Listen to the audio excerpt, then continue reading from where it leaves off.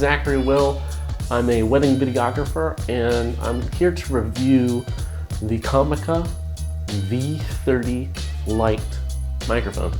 Now this microphone is a plug-in power microphone for on top of DSLRs and stuff like that. It also has a little switch here that lets you use it with smartphones, which is pretty cool too. So I'm gonna first test this microphone up against the built-in camera microphone on the A6600, mostly because I want to use this for weddings and just to capture some natural sound, for example, like water flowing or something like that. And so here's a test where I pointed the camera towards a music speaker at a wedding, just to see the difference between this microphone and the built-in one. Have a look.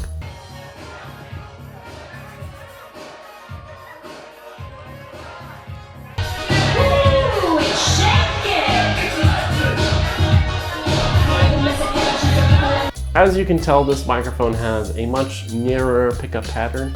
When I pointed it at the speaker, it picked it up much better with the Comica mic versus without. And it has a closer pickup pattern, which just means that it captures things in front of it better and rejects the sounds from the sides just a little bit, and it makes for a good microphone for video. Next up, I tested it up against my Audix, I think it's ADX-51 microphone. Now it's not a shotgun microphone, but it is a Super-Cardioid microphone. And so the pickup pattern should be decently similar. Have a listen to the comparison of those two different microphones. I had the Audix plugged into my Zoom F6, and then I had the Comica actually just plugged right into a Rode wireless Go 2. Both recording in 32-bit sound, but one of the nice things about this Comica was that I could plug it into the Rode. Gives it enough plug-in power to be able to power the microphone, and I get to have that wireless interaction. Or you brought your high school student with you today, know that every single Sunday we meet in the Student Center. We jump into the Bible together, we have a lot of fun together, we pray for each other. It's a really great group, and so next week, definitely join us there. We have an amazing app, our His Hands mobile app.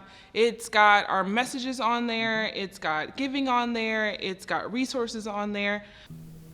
And obviously the Audix sounded a bit better, but it is about 4 times as much. And you'll need that, you'll need an audio device like a Zoom audio recorder, or a camera with XLR inputs and phantom power, which are both expensive as well. And so if you're just starting out, the Comica might actually be a really good choice, since it is so much cheaper to start out with. It does sound so much better to have it boomed over top, because obviously any mic is going to sound much better when it's closer to the subject. I would suggest investing in an extension cable and maybe a little stand and a boom arm to be able to boom it over top of somebody, to get some good audio if you're just starting out. Some other things to note: smartphone. You can use it with a smartphone.